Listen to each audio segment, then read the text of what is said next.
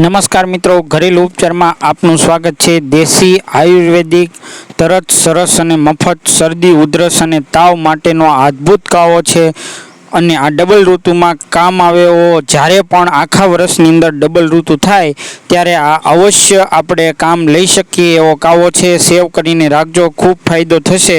અને વિડીયોના અંત સુધી તમને જો સારો લાગે તો સબસ્ક્રાઈબ કરજો, શેર કરજો અને લાઈક અવશ્ય કરજો। આ ચેનલની અંદર બતાવેલો વિડીયોને જો તમને ગમે તો લાઈક, શેર અને સબસ્ક્રાઈબ અવશ્ય કરજો મિત્રો। તો આપણે આ બનાવવા માટે શેની જરૂર પડે છે એ જોઈ લઈએ। તો સર્વપ્રથમ તો આપણે તુલસીના 8 થી 10 પાન લેવાના છે। એની અંદર બીજી વસ્તુમાં તજ લેવાના છે અને લવિંગ લેવાના છે અને મરી એટલે તીખા, આ ત્રણેય લેવાના છે, જે અડધી ચમચી અને 2 તજ લેવાના છે અને દેશી ગોળ લઈ લેવાનો છે અને 1 ચમચીથી 1.5 ચમચી જેટલી હળદર લઈ લેવાની છે મિત્રો।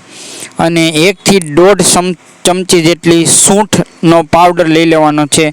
ન મળે તો આદુ વાટીની તમે પીસી અને એનો રસ પણ એડ કરી શકો છો, પણ જો આસાનીથી સૂંઠનો પાવડર કરિયાણામાં મળી જાય છે। અને અડધું લીંબુ લઈ લેવાનું છે મિત્રો। આટલી વસ્તુ આપણે ભેગી કરી લેવાની છે। અને સર્વપ્રથમ આપણે તજ, લવિંગ અને મરી એ ત્રણેયનો ભૂકો ખાંડી અને કરવાનો છે। સંપૂર્ણપણે રીતે હાવ ક્રશ થઈ જાય, સાવ ભૂકો થઈ જાય ત્યાં સુધી એને ખાંડવાનો છે મિત્રો। આવી રીતે આપણે એને સંપૂર્ણપણે ખાંડી નાખશું અને સાવ ક્રશ થઈ જાય એટલા માટે ત્યાર પછી આપણે એને ઉકાળો બનાવવાનું ચાલુ કરીશું મિત્રો। અવશ્ય એકવાર ડબલ ઋતુમાં જ્યારે પણ તમને આ સમસ્યાઓ શરદી, ઉધરસ અને તાવ અથવા તો ગળું બળે ત્યારે એકવાર અવશ્ય અજમાવજો, 100% ફાયદાકારક છે। હવે જુઓ, સાવ ભૂકો થઈ ગયો છે। આ ભૂકાને આપણે હવે સાઈડમાં રાખી દઈશું અને એ ભૂકાને આપણે કાવો બનાવવા માટે ઉપયોગ કરીશું। 1 ગ્લાસ જેટલું પાણી નાખવાનું છે મિત્રો।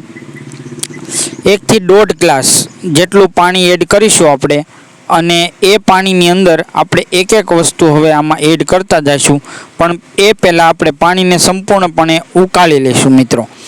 હવે પાણી ધીમે ધીમે ઉકળવા લાગ્યું છે મિત્રો। હવે આની અંદર આપણે હળદર એડ કરી દઈશું અને ચમચીથી આપણે હલાવતા જઈશું મિત્રો। ધીમે ધીમે ચમચીથી હલાવતા જવાનું છે અને પાણી ઉકળવા લાગ્યું છે મિત્રો। અને બને તો દેશી ગોળ ખાસ તમે ઉપયોગ કરજો, દવાવાળો ગોળ ના ઉપયોગ કરતા। હવે આમાં મરીને એ જે ભૂકો આપણે ખાંડ્યો હતો એ ભૂકો એડ કરી દઈશું મિત્રો અને આને ઉકળવા દેવાનું છે મિત્રો। હવે આપણે આમાં તુલસીના પાન એડ કરીશું। જો તમારે સ્વાદ માટે વધારે એડ કરવું હોય તો ફુદીનો પણ તમે એડ કરી શકો છો, એનાથી તમને સ્વાદ બહુ મજા આવશે મિત્રો। અને હવે સૂંઠનો પાવડર પણ આપણે એડ કરી દઈશું આમાં।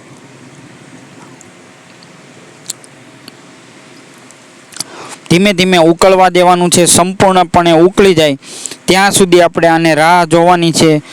મતલબ આને 15 થી 20 મિનિટ જેટલું આ ઉકાળવાનું છે મિત્રો। જેટલું વધારે ઉકળશે એટલો વધારે તમને અસરકારક ફાયદો થશે। ઉફાળો આવે ત્યાં સુધી આને ઉકાળવાનું છે। હવે જો ઉફાળો આવવા લાગ્યો છે એટલે હજી પણ આપણે આને ફૂલ ઉકાળશું, કારણ કે ઉકાળવાથી જે પણ આપણે વસ્તુ અંદર એડ કરી છે એના તમામ દ્રવ્યો એ પાણીમાં મિક્સ થઈ જશે। હવે ગોળને પણ એડ કરી દીધો છે મિત્રો। અને જો તમને ગોળ ન હોય તો તમે ગોળની જગ્યાએ મધનો પણ ઉપયોગ કરી શકો છો અને મધ પણ એટલું જ ફાયદાકારક હોય છે મિત્રો, એટલે મધનો પણ તમે ઉપયોગ કરી શકો છો। આવી રીતે ધીમે ધીમે ઉકળવા લાગ્યું છે। હવે આપણે આને ધીમો કરી અને ઉતારી લઈશું અને હવે આને ઠરવા માટે રાખી દઈશું અને હવે આને ગાળી લઈશું આપણે મિત્રો। આ ગાળી લેવાનો છે આ ઉકાળો, અને આવો ઉકાળો તમે સવાર સાંજ 2 ટાઈમ ડબલ ઋતુમાં પીવો એટલે આખું વરસ તમને શરદી, ઉધરસ અને તાવ ક્યારેય પણ નહીં થાય। આમાં ઉપરથી આપણે ઠરી ગયા પછી લીંબુ એડ કરવાનું છે, જેથી કરીને સ્વાદમાં કાંઈ ફેરફાર ન થાય. જો તમે લીંબુ પહેલાં એડ કરી દેશો તો ઉકાળો છે એ તમને કડવો લાગશે, માટે લીંબુ પછી એડ કરવાનું છે.